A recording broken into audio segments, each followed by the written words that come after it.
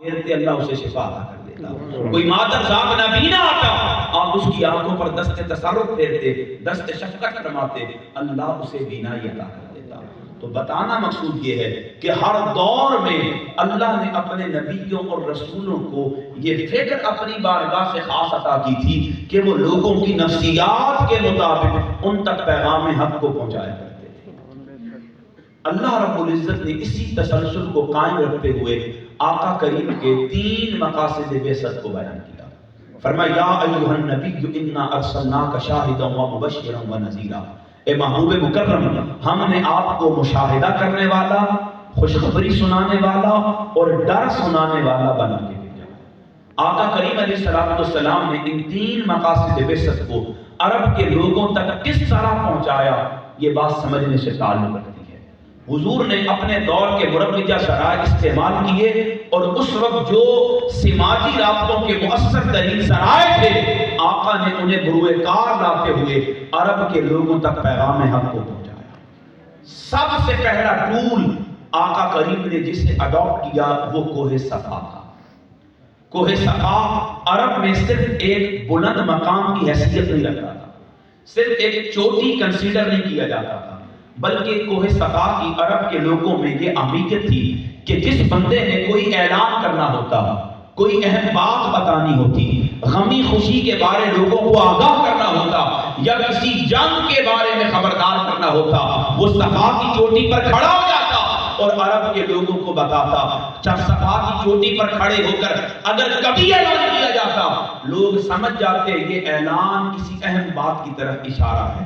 آقا کریم علیہ السلام نے بھی صفا کی چوٹی کا انتخاب کیا. جب حضور نے اجتماعی دعوت کا آغاز کیا، آقا کریم صفا کے مقام پر تشریف لے کر آئے اور عرب کے لوگوں کو اللہ کی ربوبیت، اس کی الوہیت، اس کی قدرت کے بارے آگاہ کرنے کے بعد بالمتصل آقا کریم نے انہیں اپنی نبوت و رسالت کی خبر دی. اسی طرح اوقاف کا میلہ اس دور میں سماجی رابطوں کا ایک بہترین ذریعہ تھا. اوقاف کا میلہ خالصتاً ایک تجارتی میلہ تھا. ایک منڈی تھی، دور دراز سے لوگ آتے تھے، اپنا مال بیچتے تھے. منڈیوں کا ایک اصول ہوتا ہے، جب لوگ دور و نزدیک سے آتے ہیں، مجھے بتائیے کیا ان تمام لوگوں کا مذہب ایک ہوتا ہے؟ ان کی قوم ایک ہوتی ہے؟ ان کی زبان ایک ہوتی ہے؟ نہیں.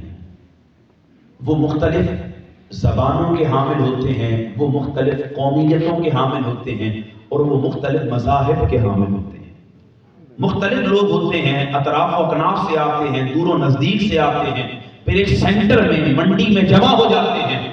خالصتاً اوقاف کا میلہ بھی اسی نوعیت کا حامل تھا.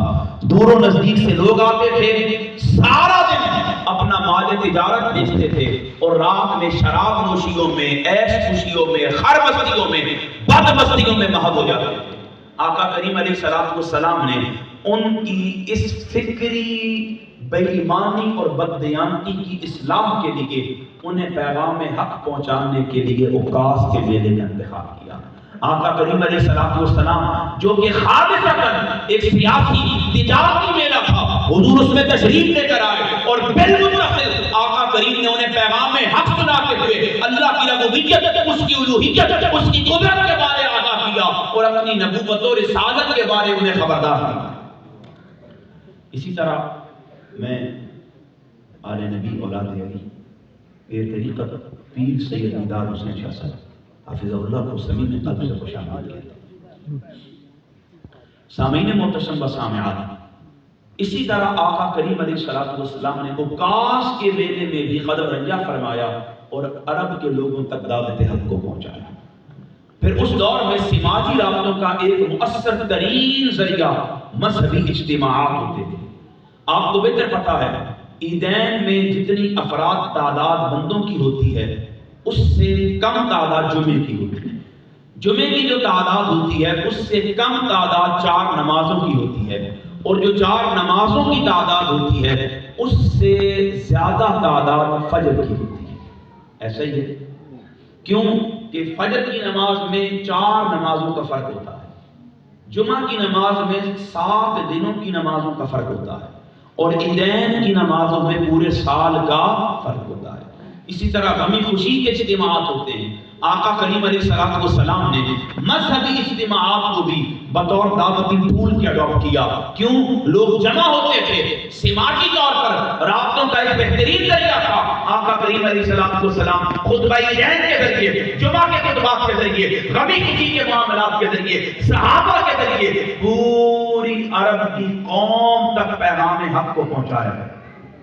اسی طرح آقا کریم نے مساجد میں دعوت و تبلیغ کا آغاز کیا اور مسجد کو بھی بطور دعوتی ٹول کے طور پر اڈاپٹ کیا۔ آپ دیکھیں، جب آقا کریم ہجرت کر کے مدینہ منورہ تشریف لے کر آئے، حضور نے سب سے پہلے مسجد تعمیر کروائی۔ مسجد کی 4 حالتیں قائم رکھی۔ مسجد عبادت کا مرکز ہے، ریاضت کا مرکز ہے، روحانی سینٹر ہے، علمی درسگاہ ہے۔ آقا کریم نے یہ 4 حالتیں قائم رکھی اور بالمتصل مسجد کو کفر و شرک کے خلاف تعلیم کا استعارہ بھی بنایا۔